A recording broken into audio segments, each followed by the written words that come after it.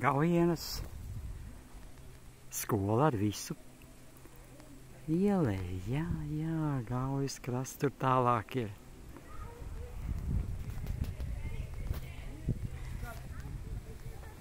Ziniet, tad, kad mēs domājam labas domas un redzam Latviju plaukstošu, tad arī tā būs. Bet tikai daudziem tā ir jādara. Nevis vienam vai diviem, bet daudziem mums ir jāredz, kad Latvija uzplaukst. Te ir ziedoši dārzi, cilvēki pozitīvi, priecīgi, laimīgi, apmierināti, pateicīgi par to, ka mēs esam šeit, Latvijā.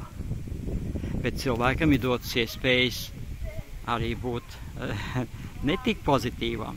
Nu tad ziniet, jebkāda negatīvā enerģija, jebkāda mīnus zīme, visas tādas negativitātes baro tumsas enerģiju. Cilvēkus, kuri vēl ne tikai pārzina, bet kuri darbojas tumsas enerģijas rīcībā. Tā, protams, ir daudzi vadoši, ja? Kuriem patīk vienkārši kraut un iznīcināt. Bet jautājums, vai tev gribās būt kopā ar viņiem? Esam pozitīvi. Tā kā man viņa saulē tika teikti vārdi, prasīts, ko tu esi izdarījis laikas, tu tika dāvināts priekš sevis. Stingrā balsi, ko tad tu priekš sevis? Tad uz melndebesu fonā mēs ar tiem burtiem kāda roka rakstīja vecajā drukā liels vārdus. Vienīgais zemes cilvēku uzdevums būt priecīgam, laimīgam, apmierinātam, pateicīgam. Un tad liela atstāra pa maziem burtiņiem tālāk par to, ka tu esi.